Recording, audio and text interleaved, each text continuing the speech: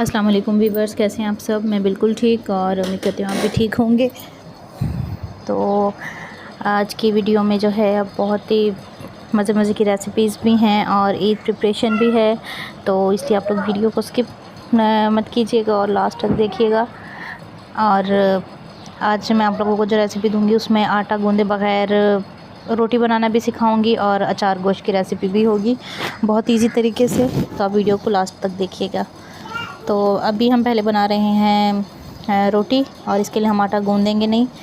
तो उसके लिए हम ऐसा करेंगे कि पहले मैंने 2 कप आटा लिया है, उसमें मैंने नमक डाला है और इसको हम ना घोल लेंगे। गूंदना नहीं है, बिल्कुल नरम सा घोलना है, इस तरह के इसमें कोई लम्स वगैरह ना रहे। तो इस तरह की जो रोटी या पराठे बनते हैं ना, वो मेरे बच्चों को बहुत ज़्यादा पसंद है। पराठे की निस्बत उनको नाश्ते में ये ज़्यादा अच्छी लगती है और खाते भी शौक़ से हैं। और दूसरा ये कि जैसे हम लोग पठान है ना, तो हम लोग ये बनाते हैं, जैसे कहते हैं ना कि पठान बहुत पतले आटे से रोटी बनाते हैं, तो ये वही उसी तरह ही है, वही है। और हम लोग जो हैं इसे पश्तो में वेशले कहते हैं। तो आप लोग रेसिपी को ज़रूर ट्राई कीजिएगा और बहुत ही इजी सी है और बहुत जल्दी बन जाएगी, और आई होप आपके बच्चों को भी बहुत अच्छी लगेगी। और अगर आप लोग चाहें तो आप इसमें एक अंडा भी मिक्स कर सकती हैं, तो इसलिए ना उससे ये होगा कि बच्चों का नाश्ता ना थोड़ा सा हेल्दी हो जाता है और सारा दिन बड़ा अच्छा लगता है उनको। तो बस अब आटा मैंने गूंद लिया है, ये देखें इसमें ना कोई लम्स भी नहीं है, तो इसको भी मैं रख दूँगी साइड पे।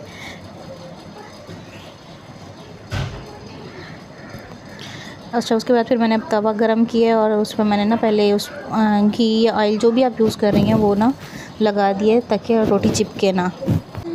तो उसके बाद ना हम थोड़ा सा बैटर जो है वो तवे पे डालेंगे। आप चाहे हाथ से डालें या जिस चीज़ से भी डालें, मैंने जो चाय वाला मगा होता है ना उससे डाला है, और उसके बाद फिर मैंने इसे हाथ से फैलाया है इस तरह से कि बिल्कुल गोल शेप देनी है। तो अब इसको मैंने बिल्कुल गोल शेप दी है, इस तरह ना बिल्कुल इसको गोल शेप दे के, और इसे हम पकने के लिए छोड़ देंगे। जब एक साइड पक जाएगी ना, तो अभी ये देखें पकी नहीं थी, लेकिन मैं चेंज करने लगी थी ना तो ये थोड़ी सी टूट गई थी पलटते हुए, ये देखें यहाँ से साइड से। तो खैर फिर दूसरी जो थी वो बिल्कुल सही चेंज हो गई थी, उसकी साइड चेंज करके दूसरी साइड पे भी हम थोड़ा सा घी लगा देंगे। आप चाहें तो मक्खन वगैरह लगा सकती हैं, ऑयल जो भी आपके बच्चों को पसंद हो आप वो लगा सकती हैं। तो वो लगा के और हम इसे दोनों तरफ से पका लेंगे। ये देखें बहुत ही अच्छी सी हमारी रोटी हो गई है तैयार, क्योंकि आटा गूंदना जो है वो वैसे एक झंझट लगता है, और ख़ास तौर पे अगर सुबह सुबह गूंदना हो तो मुझे तो बिल्कुल भी नहीं अच्छा लगता। तो इसलिए फिर मैं तो ईज़ी सा तरीका है कि मैं तो इस तरह बना लेती होती हूँ। तो खैर अब बस बाकी मैंने ज़ुनैरा की भी बना दी है, दाऊद के लिए भी बना दी है, ऐनी फ़ातिमा की भी बना दी है।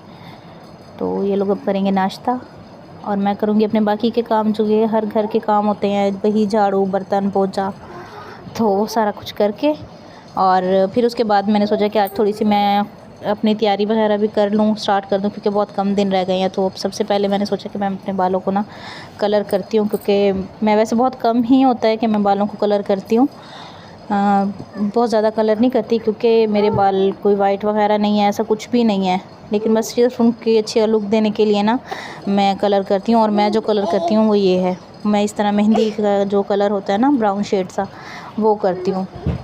तो उसके लिए मैंने ये लिया, इसमें डेवलपर भी है और ये इसका ना क्रीम भी है।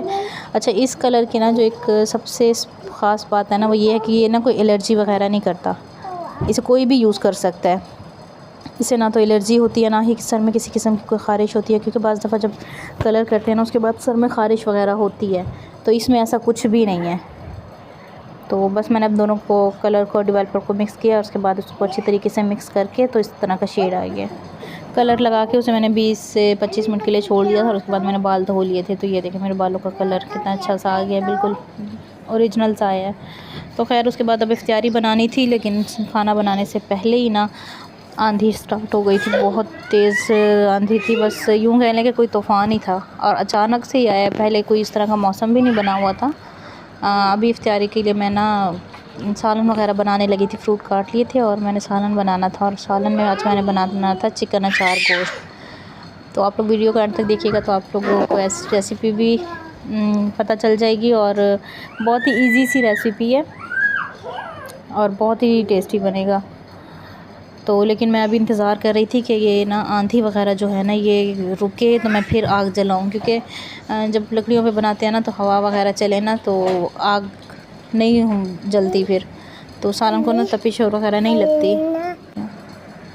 तो बस अब इसी का ही मैं इंतज़ार कर रही थी, लेकिन वो तो आंधी बहुत तेज़ हो गई थी, फिर उसके बाद बारिश हो गई थी और बड़ा लंबा चौड़ा काम हो गया था। तो मुझे खाना बनाते बनाते भी ना रात हो गई थी। तो फिर मैंने सोचा ऐसे करती हूँ कि मैं ना पहले चिकन को मैरिनेट कर लेती हूँ।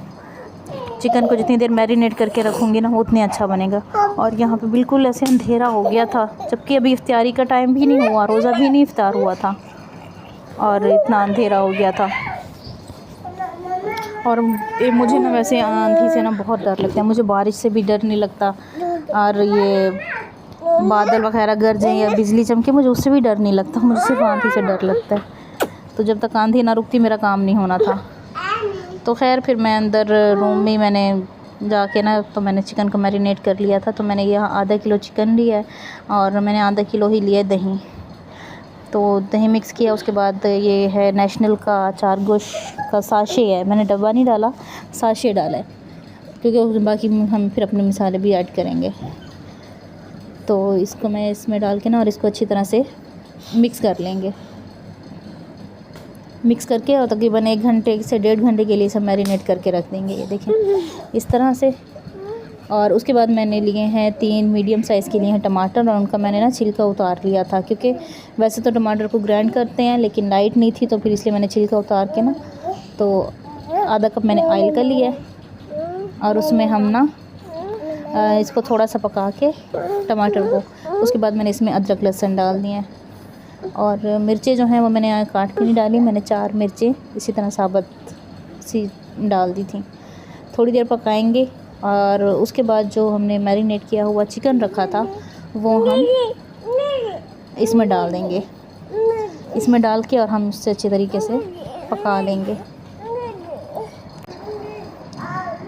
तो टमाटर को मैंने अच्छी तरह से ना ये देखें मैश कर लिया है, और अब इसके बाद जो है हम मैरिनेट किया हुआ चिकन डाल देंगे।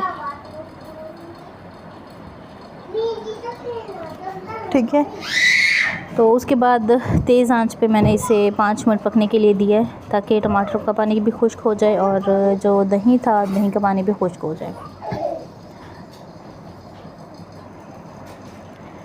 तो उसके बाद इसे मैंने बीच बीच में 1-2 दफ़ा चम्मच भी चलाया है। देखिए, तो तकरीबन 1 से 2 मिनट लगे थे इसको, पहले तो टमाटरों को और अदरक लहसुन को फ्राई होने में, क्योंकि उससे अदरक लहसुन का जो कच्चापन था वो भी ख़त्म हो गया था और टमाटर का भी ख़त्म हो गया था। तो अब उसके बाद फिर हम इसमें डाल देंगे चिकन।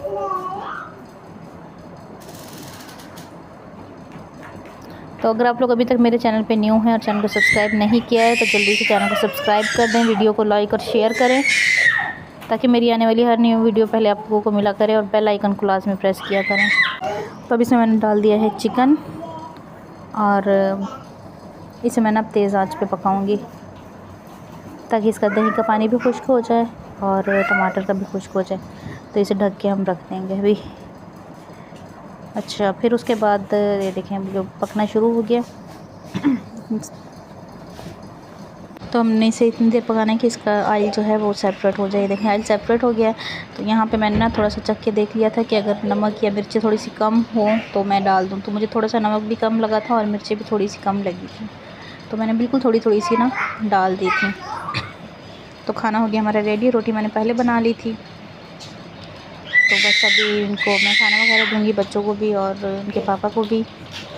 तो आप लोगों को आज की वीडियो कैसी लगी मुझे कमेंट में ज़रूर बताइएगा। वीडियो को लाइक एंड शेयर भी किया करें और चैनल को जल्दी से सब्सक्राइब कर दें।